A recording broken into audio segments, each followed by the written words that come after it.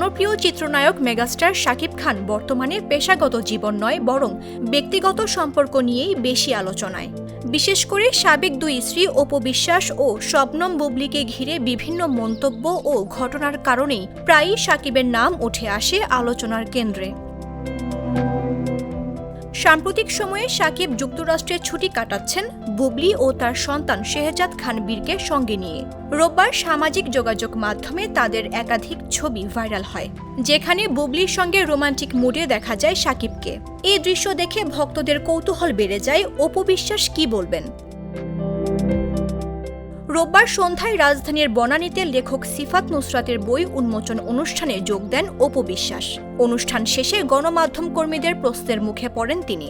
যুক্তরাষ্ট্রে শাকিব বুবলীর ভ্রমণ নিয়ে প্রতিক্রিয়া জানতে চাইলে অপু বলেন, মানুষ মানুষকে চিনতে নাও পারে, এটা অস্বাভাবিক কিছু নয়, ভালোবাসা তো পরিবর্তনশীল।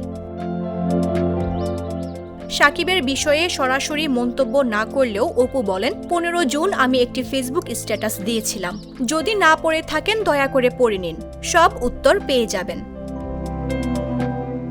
তিনি আরও যোগ করেন, ব্যক্তিগত সম্পর্কের বাইরে সবাই পেশাদার শিল্পী, তাই সকলকেই আমি সম্মান করি। সবশেষে মা হিসেবে নিজের লক্ষ্য তুলে ধরে অপু বলেন, আমি সফল অভিনেত্রী হলেও মা হিসেবে সেদিনই সফল হব যেদিন আব্রামকে একজন আদর্শ মানুষ হিসেবে গড়ে তুলতে পারব। ভক্তদের উদ্দেশ্যে তিনি জানান, তাদের ভালোবাসা ও দোয়া তাকে আগলে রেখেছে, আশা করি সবসময় পাশে পাব।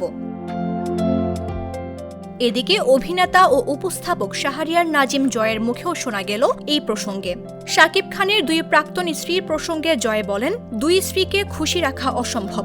সামাজিক যোগাযোগ মাধ্যমে একটি পোস্ট করে এমনটাই বলেন জয়। নিউজ ডেস্ক, জাগো নিউজ।